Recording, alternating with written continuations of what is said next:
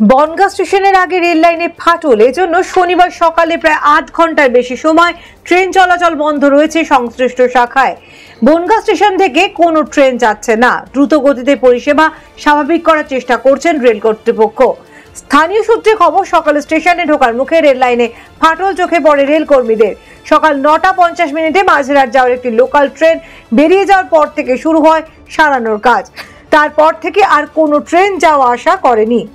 Rail সূত্রে খবর, যাত্রী সুরক্ষার স্বার্থে আপ এবং ডাউন দুটি লাইনে ট্রেন চলাচল বন্ধ রাখা হয়েছে।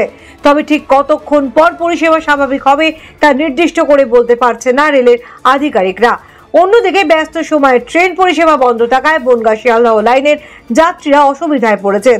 অনেকে ট্রেনের আশা ছেড়ে যশোর রোড দিয়ে বাসে উঠেছেন অথবা গাড়ি ভাড়া করেছেন, কিন্তু বেশিরভাগ মানুষই পরিষেবা স্বাভাবিক হওয়ার অপেক্ষায় রয়েছেন। শেষ পর্যন্ত পাওয়া খবরে জানা গিয়েছে প্রায় ১ ঘন্টা পর বনগাঁ স্টেশন দিয়ে ট্রেন চলাচল শুরু হয়েছে।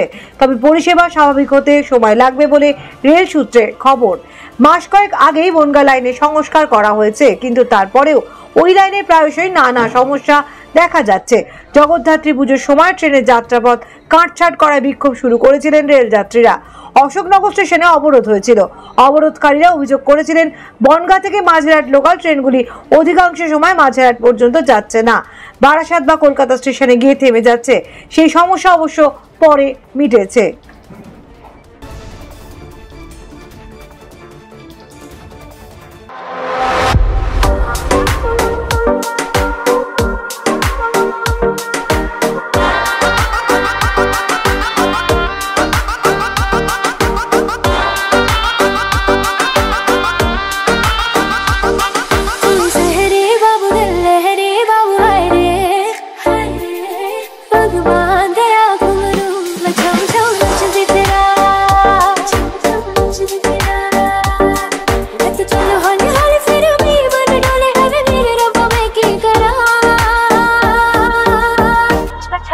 नचदे फिर